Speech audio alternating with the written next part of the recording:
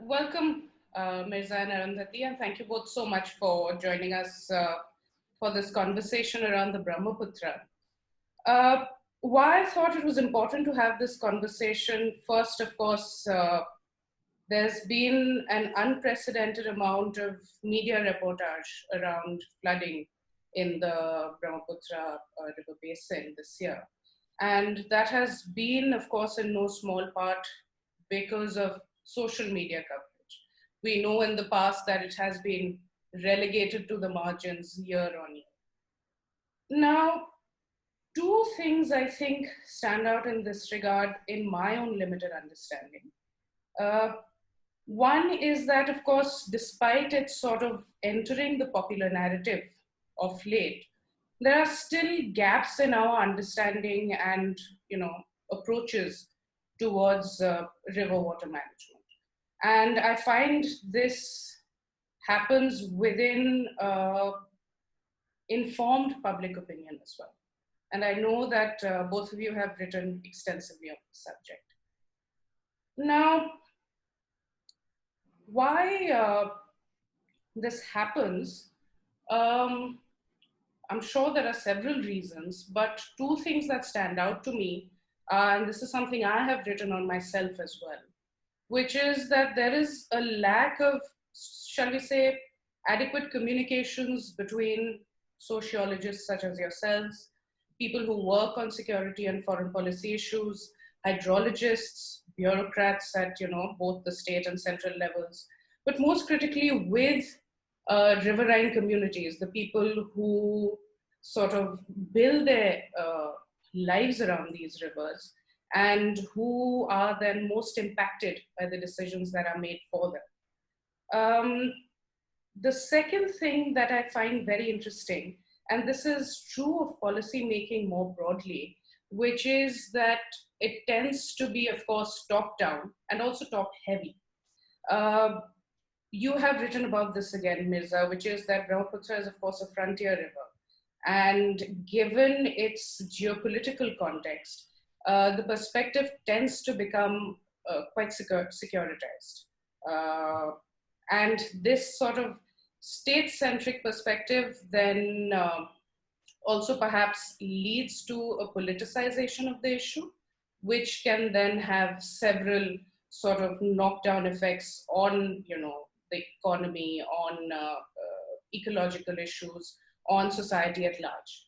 And why I'm sort of underlining both of these issues is because, just for the benefit of our audience, all three of us, Arundhati, Mirza, and I, we are all from Assam. And I think there are two things as motifs that we've sort of grown up with in our backgrounds. And please correct me if I'm wrong, but because I imagine there are age gaps here as well. But, one is the sound of gunfire, and the second is the annual recurrence of flooding in the state and in the areas that surround it. But also what we know is a fact that historically, both of these two anchors have had very differentiated impacts across various sectors of society. So really then what I'd like to begin with, Mirza, is to ask you to, and this is a very ambitious ask, but to give us a very short history of why the Brahmaputra river basin floods year on year, looking at the socio-political and the economic factors that sort of drive it, but from a whole of society approach. Over to you, Mirza. Yeah, thank you, Ruhee, for setting this up. This is important to have such conversations in a sense that coming back to what you said initially, that the media attention has been quite a lot this year. And the media usually goes after certain issues which are spectacular in nature, and and the floods in Assam are no less spectacular, and catastrophic in many ways for communities who live along the river. So in that sense, the attention has been there. But my point here is that this media attention is not enough, because we also see that such catastrophic events have been happening over many different years in the past decade or so. But and media attention has always been demanded and sometimes has been there, you know. But the conversation has to be a year-long conversation. You know, the conversation also has to happen when the floods are not there. You know, the conversation does not only have to happen when the floods are there. So in that sense, I think these kind of conversations which are happening when actually floods have actually happened in the past are important in order to set the context and also keep the conversation going through the year. When you ask me about the reasons for flooding in the Brahmaputra, and I will not only talk about Assam here, because the Brahmaputra is quite a large transboundary basin which covers 4 countries, which are China, India, Bhutan, and Bangladesh. And in the large basin, we also have to recognize that this is a very, very water abundant environment at certain points of the year. And it is also at the leaner months of the year, it is again not very, very water scarce, you know. So in that sense, people have been living in such water abundant environments for a long period of time. But it is also a combination of geomorphological conditions, natural calamities such as, you know, earthquakes that have happened in the past. For primarily, if we talk about the 1950, the Great Assam earthquake, you know, and also many interventions which have been state-led, because obviously the communities cannot make such big interventions in the river by themselves. But over time, since the 1950 earthquake, there have been several interventions on the river basin which have actually compounded and magnified these floods over time. So in that sense, I think, as you correctly said, this is a top-down kind of a decision making, which actually talks about taming the river and, you know, taming the floods that happen every year. And it is also very, very. We have to understand that, you know, at the point in the 1950 earthquake, there was not enough time to study the river, because it was just India was getting independent, and, you know, there was not enough resources nor the time or attention to actually do a proper zoning of the floodplains and, you know, take corrective measures based on that. It was more of a knee-jerk reaction of basically intervening in the river and protecting certain established economic interests, such as the tea interest and the oil interest in various parts of Assam. So embankments were made according to those kind of requirements at that point of time. And once you make embankments, you know, this became a cycle of, you know, constructing over time, and one mistake led to the other, and it over time it actually became a layering of, you know, infrastructure on the river basin, and that actually has now contributed towards, and along with climate change, has contributed to the intensity and the calamitous effect of the floods every year that we see in Assam, and also in different parts of Bhutan. So in that sense, we cannot also speak of floods as they happen in Assam. The floods are of different types. Floods can be, you know, come very slowly. There could be flash floods. There could be, you know, floods which are dam-induced floods. You know, we have a new kind of a discourse in floods in this region now, which is actually hydroelectric dam-induced floods, like the Ranganati hydroelectric project, or the hydroelectric project, or the Kopili hydroelectric project, and many other projects which are in Bhutan, for example. So in that sense, we are looking at this kind of, you know, different flood discourses, and we also have to understand each flood discourse differently. Thank you, Mirza. You did an absolutely brilliant job of Exactly. history into just a couple of minutes. I would have sat and waxed eloquent. So thank you very much. You know, something you said during the course of your remarks stood out to me, which is the language that the state tends to use, which is very telling in terms of its approach to river water management. And you said that they often say they would like to tame the river. And of course, we know that the Brahmaputra is an absolute behemoth in terms of its sheer scale and intensity. And in terms of the use of that language and the discourses that are built by using certain kinds of language and classification, I will turn to you, Arundhati. I know that you've done a considerable amount of work at the intersection of hydrodiplomacy and gender. And this is particularly interesting to me because, you know, growing up as a child, I often wondered why Brahmaputra was a he. And we know why the Brahmaputra is referred to as a he. And we know that all rivers are classified with these gender pronouns.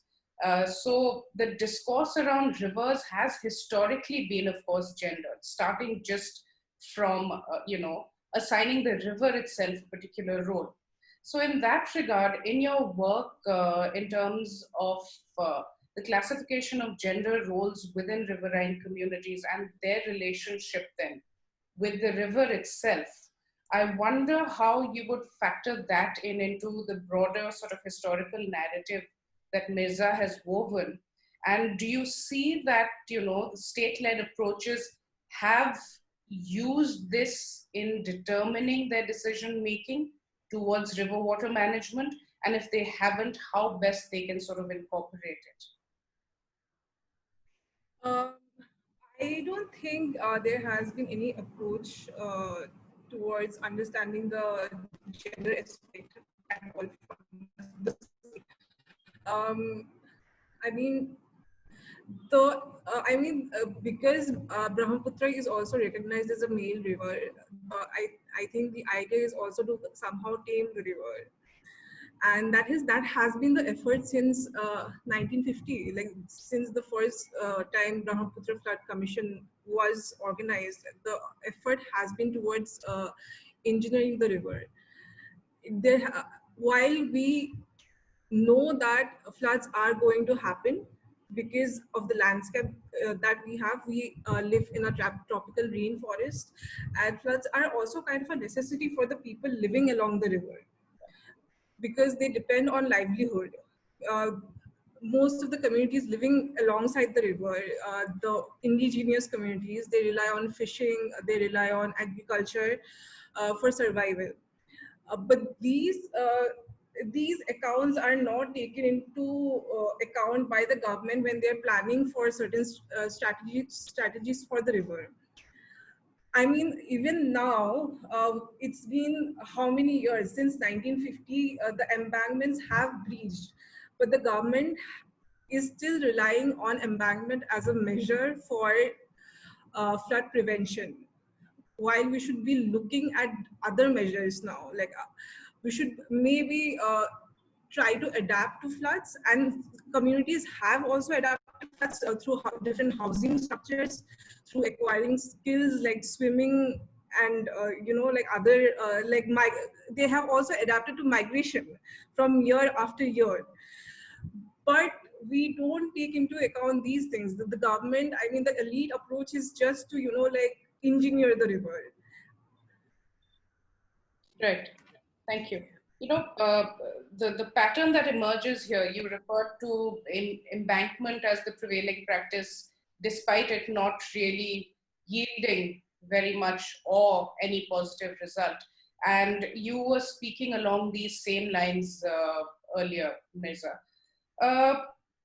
So then what I'd like to sort of circle back to is, I found this very interesting. I was reading some of your work. And Mirza, you referred to the Brahmaputra as a speculative river. You said despite, its size and just the impact it has across the board, across a range of factors, it is severely understudied and under-researched. which means, of course, this has an impact then on the sort of policies that are formulated.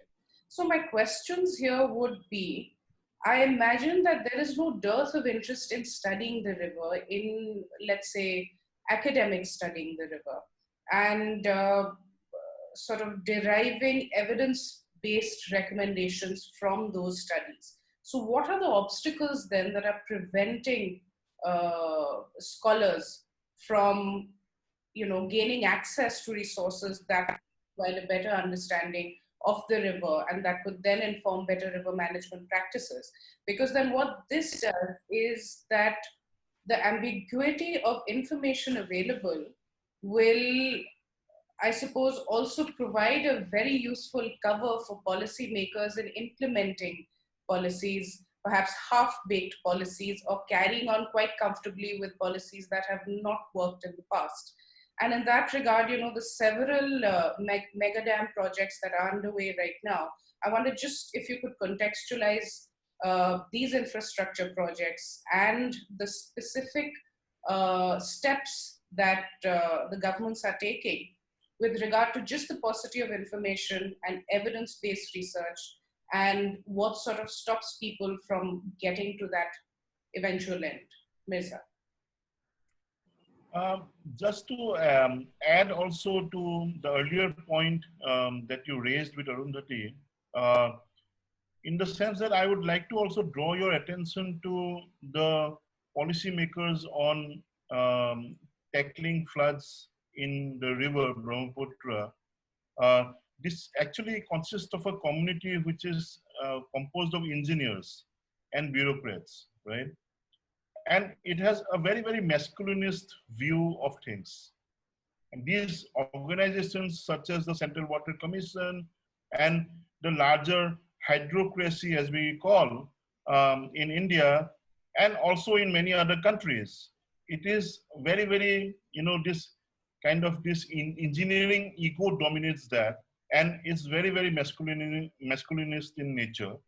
And therefore, such words such as taming, comes into the discourse. And also, I have also heard words such as, there was a project called a Room for the River, And so in that sense, such projects say that we need to create room for the river, while we do not understand that actually the river has created the room for us. The space that we are living in now in the larger Brahmaputra basin has actually been created by the river, sculpted by the river. And, in that sense, that is the traditional community view of the river, while that has an essential clash with the kind of the statist view, the nation state's view on the river. And these two worldviews actually clash in many ways at many levels. And that brings across this word that I have used for the Brahmaputra called the speculative river.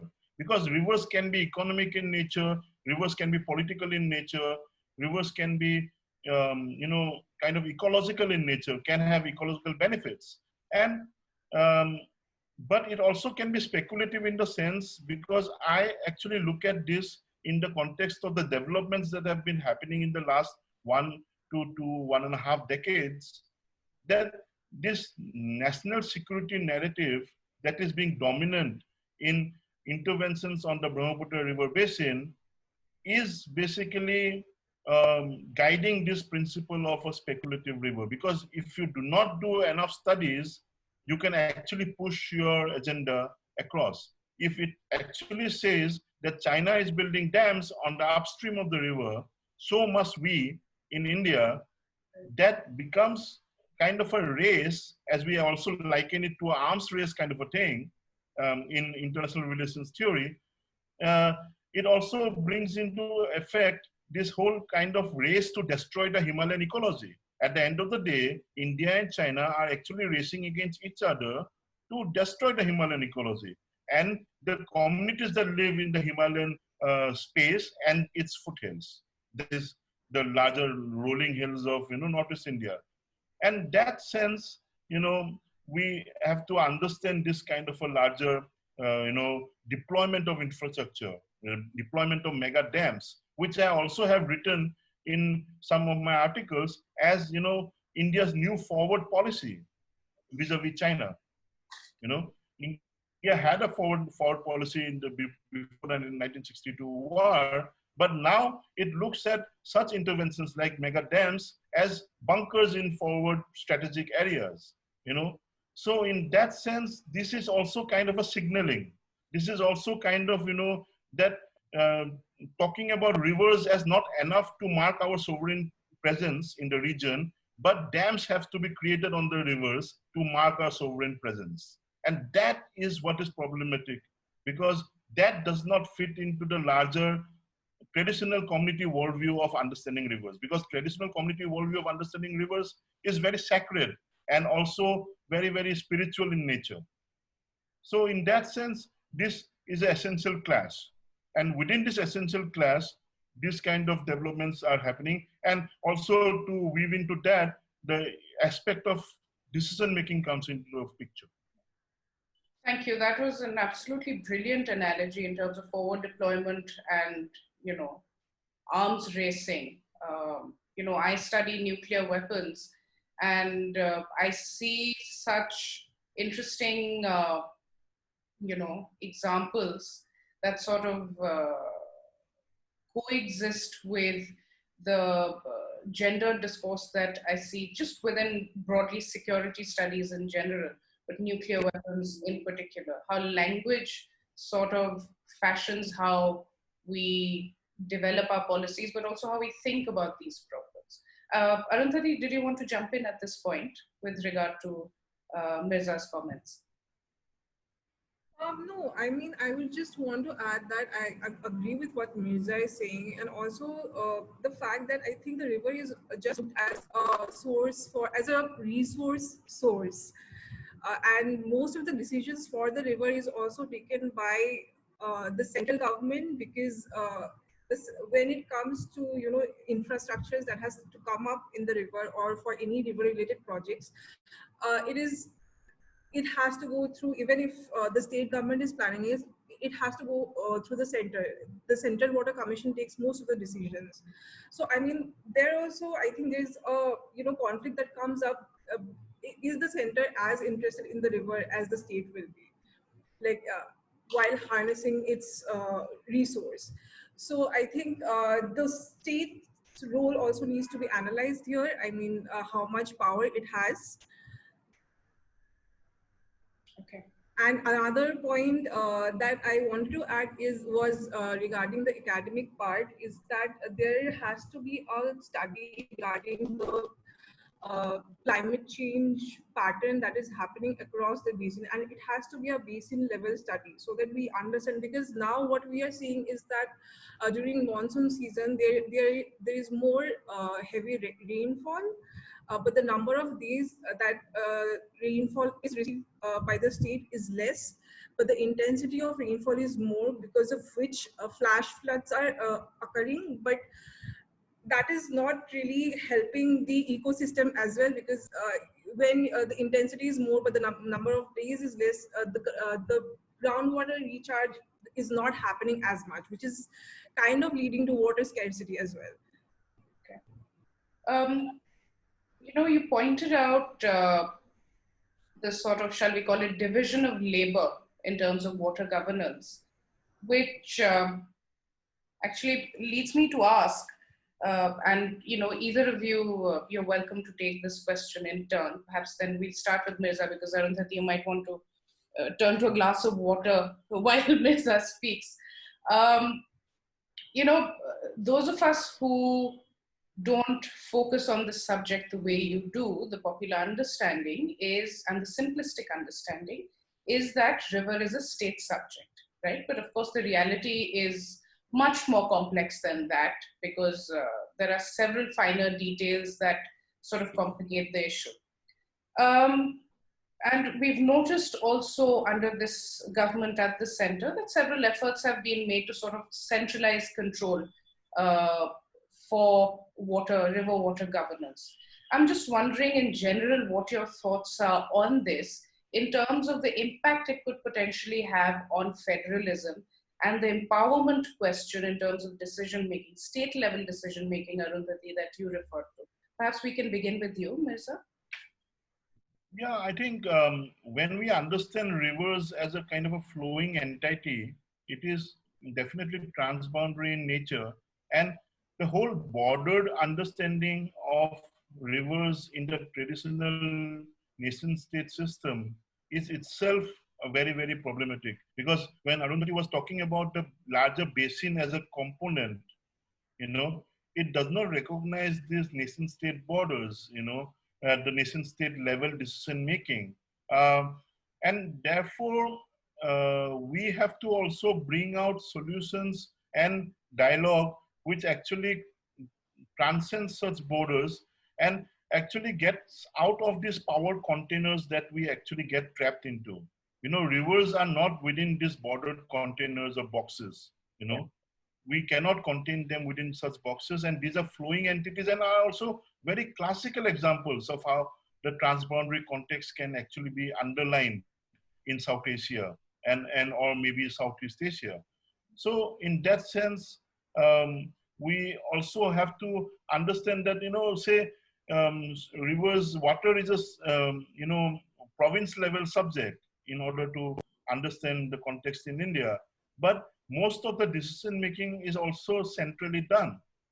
Because, for example, if you look at the dam building projects in Arunachal Pradesh, uh, most of the financing that is happening, most of the decision making that is happening is all New Delhi centric.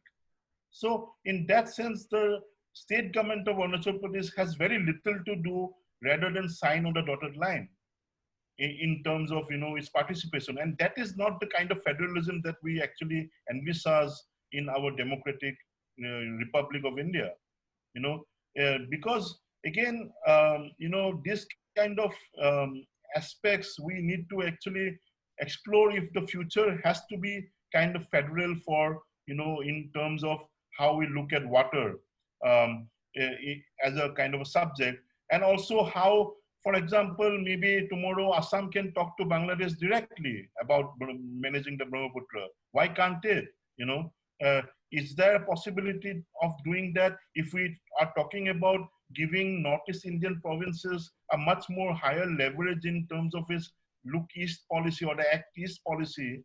Why not we also give them adequate federal powers to also take decisions, important decisions regarding environment and ecology and its transboundary rivers. And that has to happen in order to have a kind of a true spirit of this water as a state subject. Otherwise, it does not really mean anything. Thank you, Mirza. And to add to what Mirza was saying, right now we have this agreement between India and China where data sharing is happening between both the countries, but the data has to go through from the data comes to from China to Central Water Commission, and then it comes to the state. That itself takes a lot of time. So I mean, there has to be an easier way out. Yes, I mean the wonders of bureaucratic red tape in all segments of governance, right? Well, since you mentioned China, and I'm sorry, I understand, the problems of an approach that is securitized, and you must forgive me, that is primarily, unfortunately, the approach that I take, But, I completely see your point about how there's this essential tension between then that approach and the way communities that live around rivers look at the river. So they want to adapt to the river, whereas a securitized approach will have you adapt the river to yourself. Having said that, I think it is also important to perhaps realistically acknowledge that that securitized approach is not going anywhere. So perhaps, more discretion in ensuring that, in the way we make policy and in the way we think about rivers, at least we have community-led approaches account for bigger percentage than it does now, just in the entire approach. But just coming back to China, I mean, it's what everyone's talking about, particularly now. But of course, for the past several years, the Belt and Road Initiative itself has occupied physical and mental space across think tanks in Delhi, certainly, perhaps even to the detriment of other subjects, such as, river water governance in India. In that regard, what I have found curiously, and this may be because my own knowledge is quite limited on the subject, we have now, or rather, we are studying all aspects of, the BRI. What I haven't seen is how China might or is operationalizing rivers in its rather large, connectivity strategy, and how then we are situating, even in just the example of the Brahmaputra, how rivers are placed within India's Act East policy, because you'll remember that the common complaint for years, even from the time the Look East policy was implemented, is that we don't want development passing through the region, right? So in that regard, I wonder if you can just speak to the role of rivers in China's Belt and Road Initiative, if at all it has such a role, and how the Brahmaputra itself gains significance in the context of the Act East policy. I think it's a very interesting question in terms of how the Belt and Road Initiative of China is basically progressing and how water issues factor into that. My understanding of this is basically that we have actually taken a very fragmented view of how different river basins have been factored in by different nation states in South Asia and Southeast Asia. And in that context, I would like to draw your attention on the BCIM process, the Kunming Initiative, which started in 1999. And I, from the Institute of Chinese Studies, I was also part of the BCIM process from 2012 onwards in the several meetings, where I actually saw that there was quite a substantive understanding on environmental issues. On water issues were also brought in at some level. People-to-people cooperation was also furthered. But then when you also see Brahmaputra, when I actually have written about it as a frontier river, it also falls in a very lower category in the social hierarchies of rivers or the strategic hierarchies of rivers in India. India also has a riverine caste system, so to say. The Ganges is at the pinnacle of this caste system, and all other rivers are less important. So in that sense, when the CPEC came into the picture, the BCIM was basically abandoned, for all practical purposes. And there was so much of effort and time put into the BCIM process, and it was actually moving towards some momentum where we actually could have China in the picture of a multilateral understanding on ecologies and Himalayan ecology and Himalayan rivers in the region. We were actually progressing towards that kind of a frame, which was actually disrupted by the Belt and Road Initiative and the CP and the overemphasis on the CPEC. It played a kind of a trump card and that is also been the story, the larger story about how something that happens in the East, is trumped by what is happening in the West in terms of Indian foreign policy making and priorities in the larger sense. So I think the Brahmaputra is also no stranger to that kind of an effect in terms of how we look at this. In terms of Look East policy and the Act East policy, I have never come across much discussion of Arunachal Pradesh in the Look East policy or the Act East policy. It's always been Assam and other states, Manipur, Nagaland also very few, Meghalaya very few. But then this is again, sometimes people say that, oh, we are going to sell hydropower maybe, to Southeast Asia and to, the South Asian countries. Maybe that could form a part of our Act East engagement or something like that. But we don't have any discussions on having a regional energy grid, for example, or we have not entered into any memorandum of understandings with neighboring countries on sharing hydropower, for example. But what is this then? Why are you creating so much hydropower when you actually do not have any plans to sell it, or you do not have any cooperation in the larger regional frame? you know and you are also creating hydropower in Bhutan, where you are going to buy it from Bhutan. It is also falling in the same geographical Eastern Himalayas space. India is investing hugely into Bhutan because it also does not have to do with the baggage of environmental criticism at home. Because Bhutan also operates on a very different kind of basis again. So India can actually set off that kind of a baggage. So, and India is also thinking of investing in Nepal. It is also building hydropower dams in Sikkim. So the entire arc of the Himalayas is being developed in that kind of or planned to be developed. So how much of this hydropower is really needed? Has there been any studies done on this? Will also be interesting in the larger context of the regional cooperation agreements in the region. And in the basis of that, I think I find it very, very speculative. That's why I call the river as a speculative river. A lot of money is also being made out of it, in terms of contracts and, big private companies coming into, both on the Chinese side, both on the Indian side, in Nepal, all of these places, even in Bhutan. So in that sense, how much of it is actually going to really benefit the communities at the end? Because the essence of the Act East policy was to actually benefit the local communities.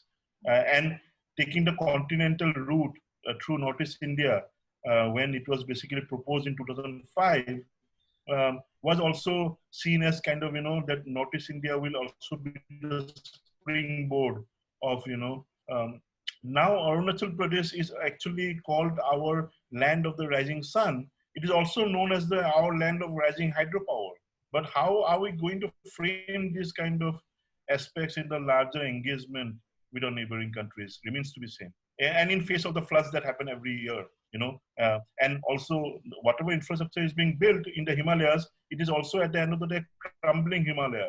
So it is also unstable, So a lot of infrastructure is also crumbling away.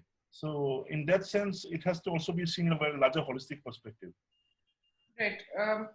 This is very interesting because, it ties back to what we began with, which is that when you're operating in an information deficit environment, it is extremely fertile grounds for deliberate misrepresentation and misinterpretation, as well as ill-informed policies and geopoliticking. And I think we have quite an interesting combination of all of these factors sort of playing out in our part of the world. But what you've done very compellingly through the course of this conversation, Mirza, is drawn the most brilliant analogies, with particular regard to your social hierarchy of rivers within India. And this is something you mentioned fleetingly, but even Assam, people tend to see the Northeast as this monolith. But of course, the popular complaint within the region is that Assam tends to top that hierarchy in center-centric approaches towards the region. So I think I'll turn to you, Arundhati, if you had anything to add to Mirza's remarks about the broader geopolitical context of both the Belt and Road Initiative and the Act East policy. I agree with what Mirza mentioned, and yeah, I mean it adds on to India's larger lack of attention towards Northeast. India wants to have claim on the Northeast. That's why probably they want to have this dam so that they still have sovereignty over the river. But when it comes to studying the river, or taking measures for the people, making policies more inclusive, there is nothing being done. I mean, even now, the floods have been going on since ages. Even now, we don't have any proper rehabilitation policy. which should be a focus. We have preparedness and we have relief measures, and there is no rehabilitation policy at all. Why is this still happening? I mean, that is because of lack of attention. And when it comes to these policies, it becomes more about trade and economic investment, uh, from a very capitalistic view, rather than like constructing infrastructures, those kind of things, rather than looking at at a very ground approach, maybe a very bottom way, uh, try to understand the livelihood issues of the people on the ground. Those things are still lacking. Right. So, I think what we've arrived at towards the end of, or rather the end of this conversation, is that perhaps, and I know that you have both recommended this for a long time through your writings and through your speaking engagements, which is a more intersectional perspective, because like we discussed earlier, you can't completely drop, the securitized approach. That is probably not realistic in terms of, a complete abandonment. But perhaps what we can arrive at is a greater calibration of views between, how community-led uh, approaches factor in the river, which is that they would like to adapt to the river and have that also play an equal role in conversations on water governance that are essentially, of course, led by the state. And as you rightly mentioned, Mirza, the room typically consists of engineers and bureaucrats. Yes, you wanted to say something. Yeah, at this stage, actually, we also have to recognize that there is this also this understanding that, many of the agencies that are involved in tackling floods are not working at all. It is not that they're not working at all, but they are working fragmentedly. Right. For example, I will give you one example, the flood early warning system. Arundhati was also speaking about earlier that we are getting data from China, hydrological data, and we hear about this every year. But what are we going to do with that hydrological data? What is actually happening with that hydrological data is the moot question. This hydrological data is received by the center. It is also transferred to certain agencies such as the Ministry of Space run. There is this in Shillong, there is this agency called the Northeast Space Applications Center, right? NESAC, which basically looks at the flood modeling and flood early warning systems in Northeast India, in Brahmaputra, for example. And the government has actually maintained that we are actually having a look at the rivers and we know what is happening. We have actually developed flood forecasting measures. But the whole point again is that these engineers and these scientists are really doing good work at their own level, but there is a lack of joining the dots. The information, timely information does not reach the community. I was interviewing someone at the Northeastern Council earlier, and he also said that, we send the information to the respective state capitals. The respective states capitals also have to send relay this message to the deputy commissioners, and the deputy commissioners actually have to also send it to the village level. So there is this, at several layers of this kind of understanding, there is a lot of discontinuities. Everyone seems to be saying that we have done our job very well, but why is it not working on the ground? Because we do not have a kind of a concerted, interdisciplinary, on the ground understanding of how to tackle floods at the beginning. It is definitely science heavy, engineering heavy, filled with engineering egos and all of that, but there has to be conversations at an interdisciplinary level, and also more and more there was this committee said more and more social scientists should be inducted into the Central Water Commission's decision making, which was not done. It is the Mirza committee, but then those kind of recommendations have to be heeded too. But at the end of the day, the fundamental thing that really needs to be done is at the community level. When we talk about India being the largest democracy in the world, we also need to show that democracy works really on the ground. There is an increasing democratic deficit in how communities participate in decision making on environment issues and on rivers which are critical to their livelihood, and the way that environmental impact assessments are being done, the way that public hearings are conducted on large desired, in the sense that these are not done in a proper manner, and these also reflect a sense that the community do not really participate in that decision making, does not really have a say.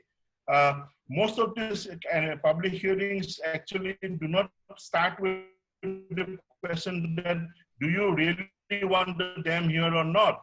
It starts with the question, how much compensation do you want for your land that is going to be affected? Leading questions actually lead to different kind of social dilemmas where we visit in our field work.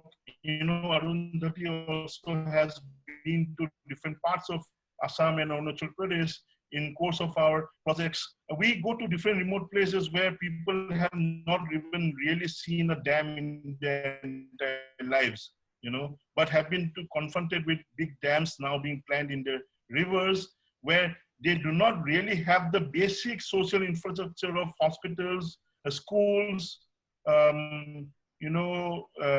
clean toilets, education. All of these indicators are missing in many of these remote villages in Arunachal Pradesh, but they are confronted with these big dams where the government has money to spend on. And that basically is the development. I think Mirza brought up a very important point about early warning system, and that is one measure government can actually move on instead of investing in understanding why the embankments are breaching year after year. In fact, that's where diplomacy can also play, because Bangladesh has excellent early warning system. Arundhati, I'm not being able to hear you properly. Mirza, are you able to hear Arundhati properly? No. Can you hear me? Yes, I can hear you now. Earlier it was not clear, yeah. Okay. I was just saying that, Mirza brought up a very important point when it comes to early warning system, because that is one measure that government can invest on. Government, trying to invest in understanding why embankments are breaching year after year, it has gone just to waste. And while somewhere where diplomacy can also come into play, because Bangladesh has excellent early warning system in play, like where they have connection from the top to the bottom, from government departments to volunteer organizations in villages. So that is that is something that you can learn also from the other country, and Bangladesh is always willing to cooperate. I find it interesting that you choose to smile at this point, which means that in the context of Assam, why would someone learn from Bangladesh in any case? So in that sense, we also carry our political baggage into different sectors. It almost seen as a taboo to learn best practices from Bangladesh. Which is something very, very difficult to even. While there is so much to learn, even when it comes to modeling, basic modeling. And I always say that the conflict between India and China is actually less intractable than the conflict between Assam and Arunachal Pradesh, actually. So in that sense, if you can actually get India and China to talk to each other on a table, yeah. Can you hear me? Not properly, and you're making a very important point about India, China, Should we switch off our videos? That might help with the bandwidth. I think so, maybe. But maybe, can you hear me now?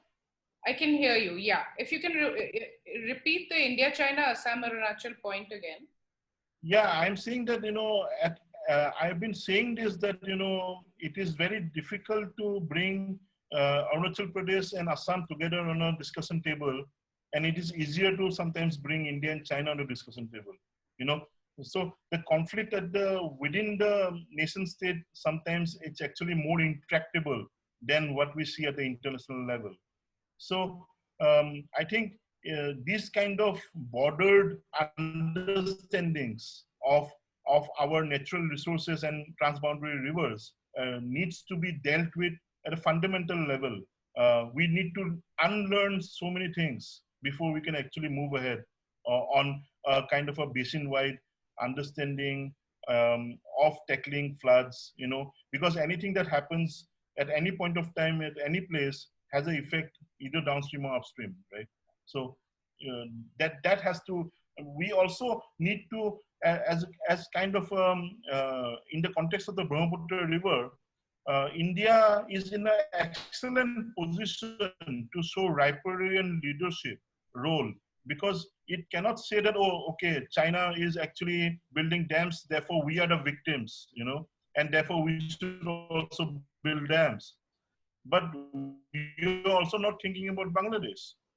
You are also spending so much money to build dams in Bhutan. India is spending the money to build dams in Bhutan. When Assam communities actually get affected by the dams in Bhutan, the Assam communities go with a representation to New Delhi that dams in Bhutan are affecting us, and New Delhi will say that, okay, we are going to talk to Bhutan. But at the end of the day, Bhutan will say that, New Delhi is actually investing in our companies, and it's the Indian companies that are building those dams in Bhutan. So this is the circular, way that actually this kind of, speculation and understanding of these interventions in this larger maze, and a race to build hydropower dams works in this zone, actually. This has been such an interesting and educational, I think, just over an hour for me. So I'd like to thank you both very much, because I think at this point we'll wrap up. Although I would have liked to continue the conversation, I think we also have this limit, because attention spans, as you know, over time, going by the Twitter template is limited really just to a couple of minutes. God, I want to thank you both so much, Mirza and Arundhati, for making the time today to, speak to me.